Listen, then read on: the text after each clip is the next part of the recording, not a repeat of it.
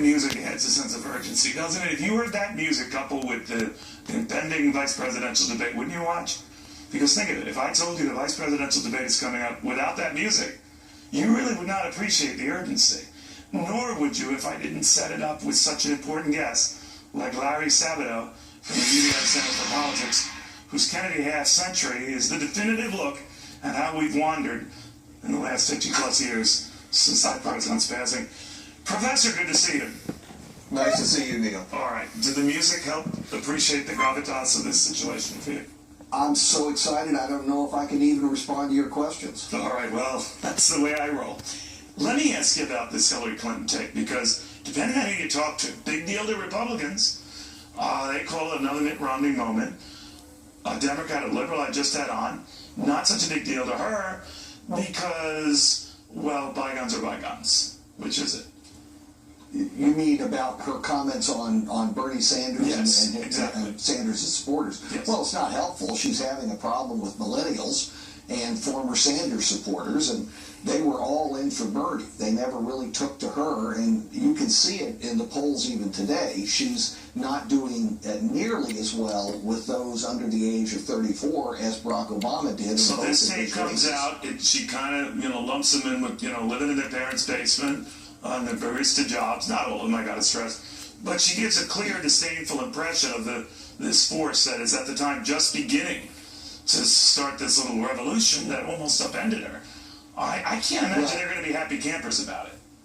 I'm interested to hear how Bernie himself responds. Of course, he's been out there campaigning for it at a number of college campuses, and I think they've just doubled his workload.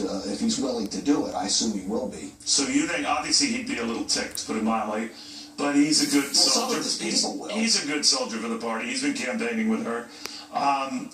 But I did find interesting, Professor, when she went on talking about they want free college, free health care, that what we haven't done has gone far enough. Now, oddly enough, she ended up adopting pretty much all of those policies, not to a letter.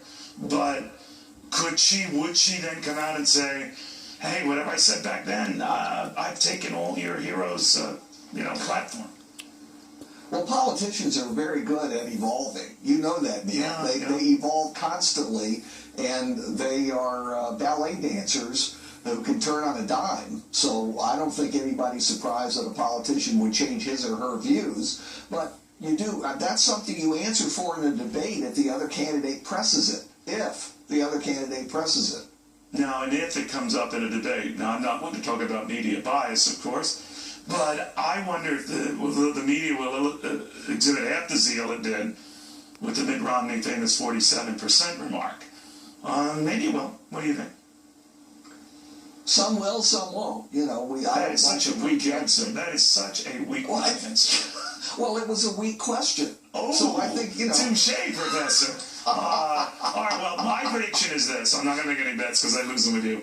Is the media won't cover it. I've already given my staff an assignment. Look at all the major paper coverage tomorrow. See if you see this even mentioned. And compare it to Mitt Romney. We'll see. I will look just to see if you're wrong. All right, there you go. That's mean. Did I tell you I came back from surgery? Yes. Let me ask you about this vice presidential debate. You were raising something interesting the other day. It might get a little bit more attention this go round. Maybe for no other reason than the age of the guys at the top of the ticket. And oddly enough, I was looking at some polls, and these guys have higher poll numbers than the guys at the top of their ticket.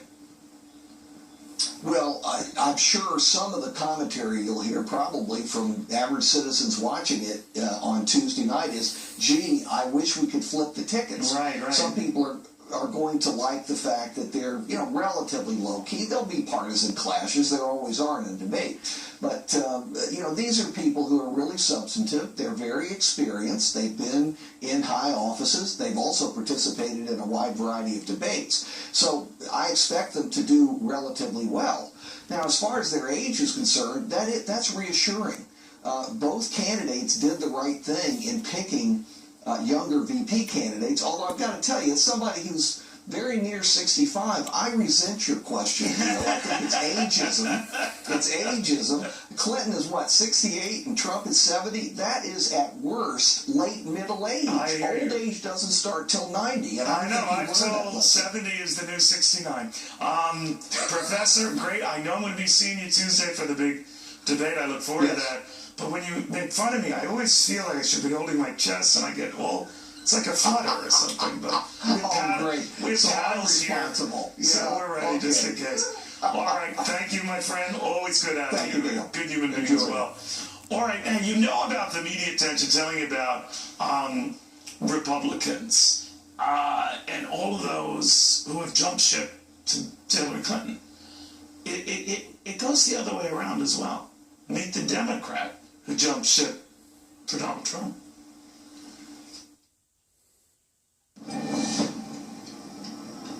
All right, well, remember the guy who led this whole Brexit upset, the surprising turnaround where the Brits decided to pull out of that Euro club? Well, now he's reportedly helping Donald Trump. The Guardian newspaper says that former UK Independence Party leader Nigel Farage will be coaching Mr. Trump for the next debate. He's already flown to the US of A. Meanwhile, Democrats in Monroe County, Florida, are reportedly crying foul over a decision by the supervisor of elections to allow voter registration drives at 9 Chick-fil-A locations. They cite the chain's support of conservative causes. So they're picking and choosing who gets to vote, I guess. All right, in the states along the East Coast, bracing for Hurricane Matthew. This thing just popped up out of nowhere. It's a Category 4 storm. Right now,